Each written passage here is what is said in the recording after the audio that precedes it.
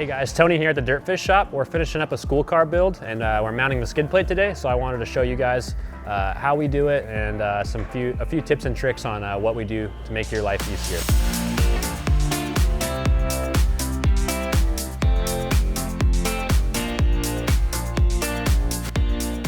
So I've gone ahead and as you can see, I've already done the structure for mounting the skid plate.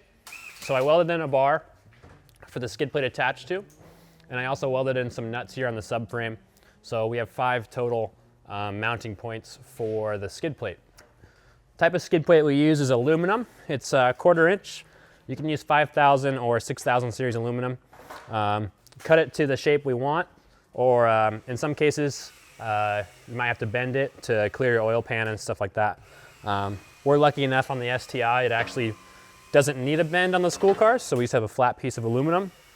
Makes it nice and easy to build and construct and keeps the cost down, things like that. So now that we have a flat piece of aluminum, we need to get it attached to the car. We don't want to start drilling randomly into the skid plate. We actually want to make some transfer punches, put them into the threaded cavities in the car, and then transfer the nut pattern onto the skid plate. So I have some bolts here that I'm going to cut and make into transfer punches, and I'll show you how we do that. So what I like to do is take a bolt and chuck it up super gently into my drill.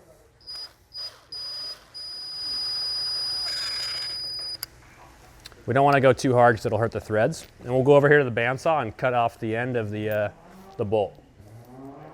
All right, so now that we have that cut off, we'll go over to the sander and we're going to sand a point to the end of this bolt, make it like a spike. So that's what it should look like when we're done. Should be a nice sharp edge. If the sharp edge isn't center on the bolt, you can just continue sanding until you're able to get it center.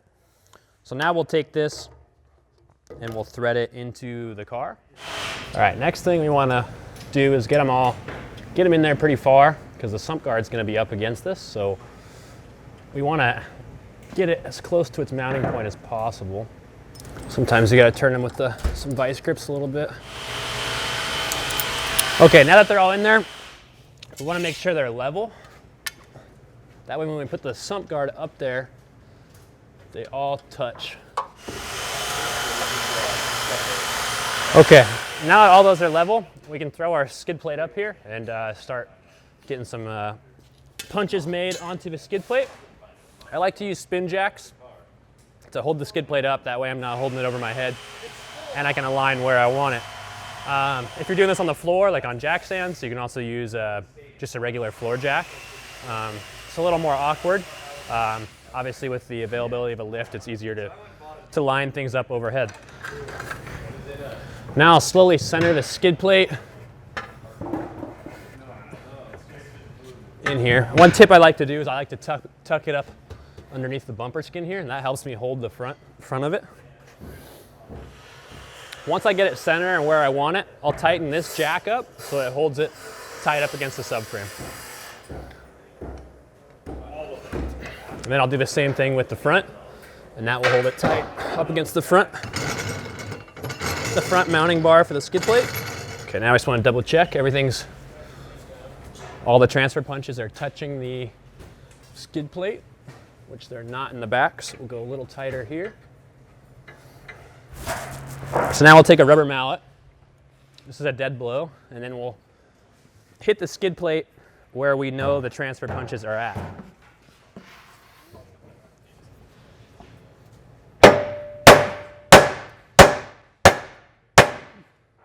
One thing to be careful of when you're doing this is you got to make sure you have enough room for your oil pan. So obviously the engine's out of this car.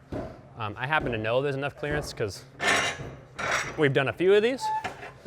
But when you're building one at home, you want to make sure that it's not going to interfere with your oil pan if you're building it with the engine out of the car. So now you can see all these little divots that the transfer punch has made, and that's exactly where I need to drill my holes to mount this onto the car.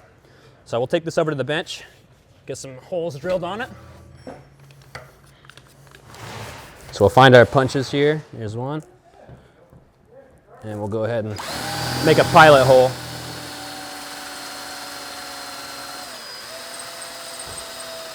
So we know what size bolts we're using to mount the skid plate.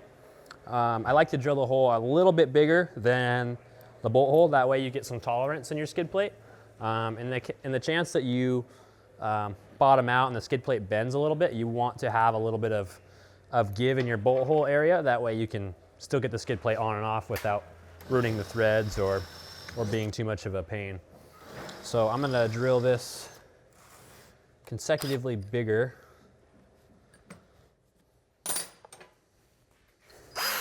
And I'll probably stop at about 1/2 inch.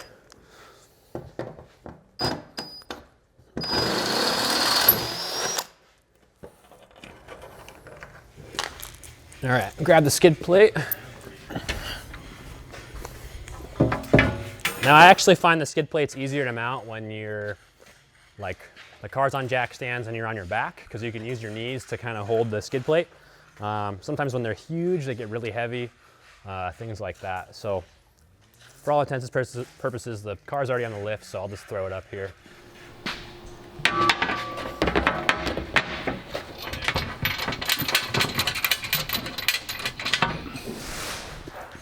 Grab our impact gun here, slowly and evenly tighten these up.